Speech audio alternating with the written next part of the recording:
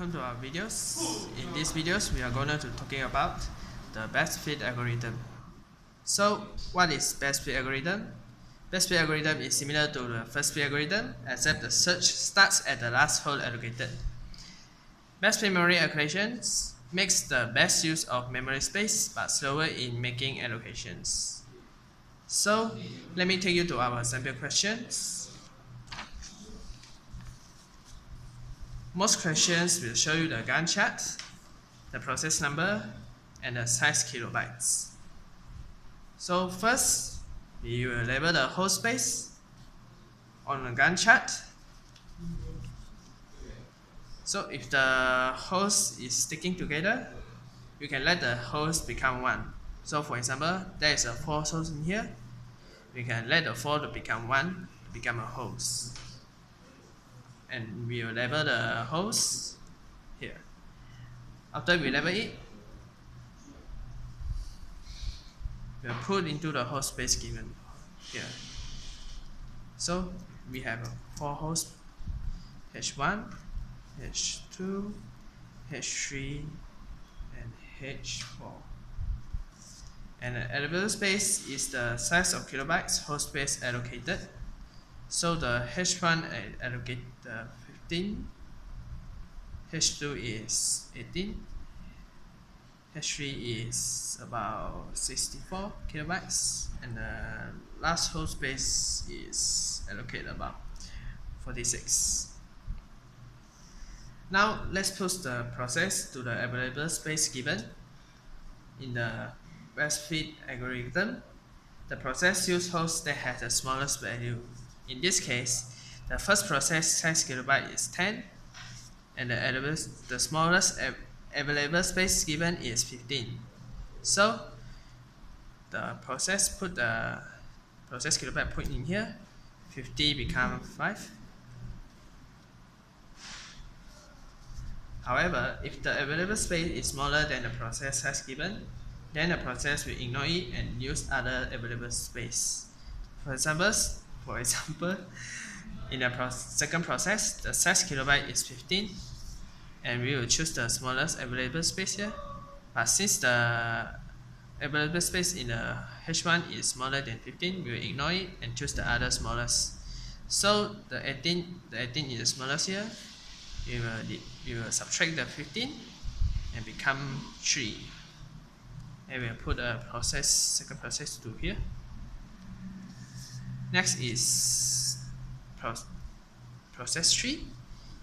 The process 3 is about 24 kilobytes, and the smallest is this or this, but since it's smaller than the process 3 kilobytes, then we will ignore it and we choose other smallest space. So 46 is the smallest.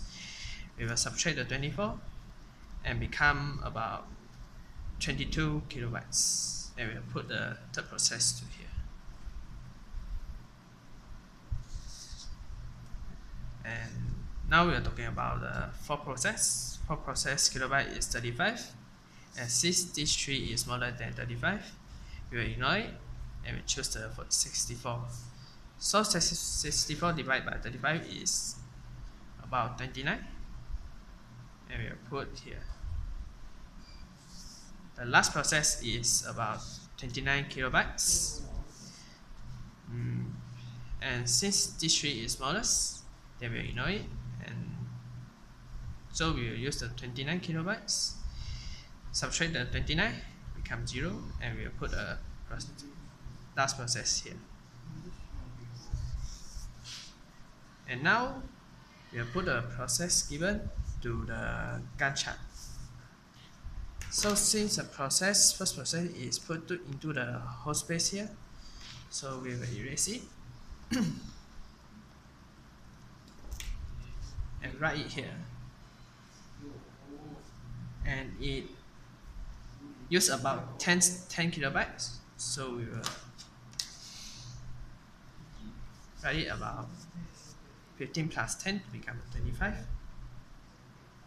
And the whole space here is about 5. Yep. Therefore 25 plus 5 is 30, and we'll put a whole one into here. So next is the whole 2. The process 2 have put into the whole 2, so we'll put it here.